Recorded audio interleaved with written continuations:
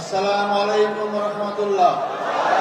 জামাতে ইসলামীর সাবেক সহকারী secretary general ATM Azharul Islam বলেছেন, আমি এখন মুক্ত, আমি এখন স্বাধীন। বুধবার সকালে পিজি হাসপাতাল প্রিজন সেল থেকে মুক্তি পাওয়ার পর তিনি একথা বলেন। আজহারুল ইসলাম বলেন, এখানে রাস্তা আটকে সমাবেশ আয়োজন করা হয়েছে, জনগণের যেন ভোগান্তি না হয়। এখন আর কথা বলবো না।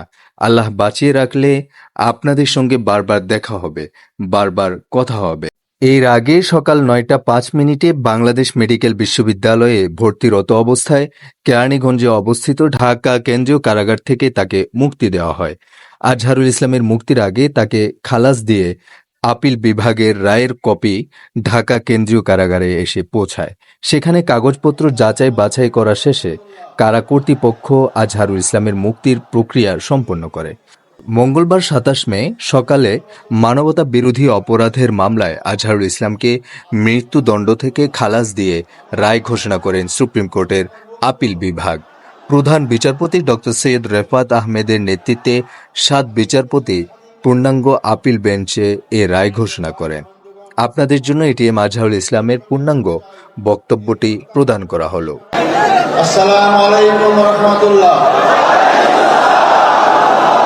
আমি প্রায় 14 বছর কারাগারে থাকার পর আজকে সকালে মুক্ত হলাম। আমি এখন মুক্ত, আমি এখন স্বাধীন। এটা স্বাধীন দেশ, আমি স্বাধীন নাগরিক একজন।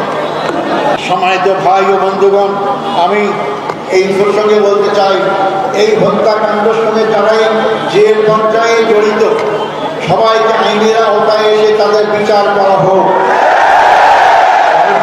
আবার বলতে চাই, যারাই হত্যাকাণ্ডের সাথে যেখানে যে পর্যায়ে জড়িত সবাইকে আইনের আওতায় এসে তাদেরকে বিচার করা হোক।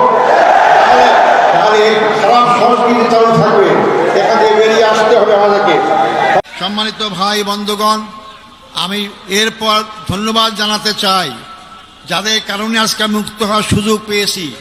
সেই ৩৬শে জুলাই অর্থাৎ ৫ই আগস্টের মহা বিপ্লবী নায়কদের জন্য আমি ধন্যবাদ জানাতে চাই।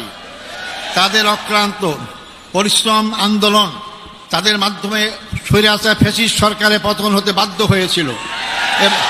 এবং সবচেয়ে আমি ধন্যবাদ জানাবো এই ক্ষেত্রে ছাত্র সমাজকে, যারা অতীতের অহংকার গর্বকে আবার প্রতিষ্ঠা করতে পেরেছেন। ছাত্র সমাজই রাস্তায় রাজপথে নেমে রক্ত ঢেলে তারা এই 14.5 বছরের ফ্যাসিস্ট সরকারের সকল জুল অত্যাচারের বিরুদ্ধে জনগণকে সাথে নিয়ে তারা রাজপথে যে আন্দোলন গড়ে তুলেছিলেন, যার কারণে গর্ব গর্ব সব চূর্ণ হয়ে বাংলাদেশ নতুনভাবে স্বাধীনতা অর্জন করতে পেরেছে। আমি ধন্যবাদ জানাতে চাই ছাত্র, যুবক, শিক্ষক, সকল পেশাজীবী, সকল নারী পুরুষ, এমনকি শিশু বাচ্চাদেরকেও আমি দেখেছি তারা রাজপথে সেদিন নেমে এসেছিল। সবাইকে আমি ধন্যবাদ জানাতে চাই। আমি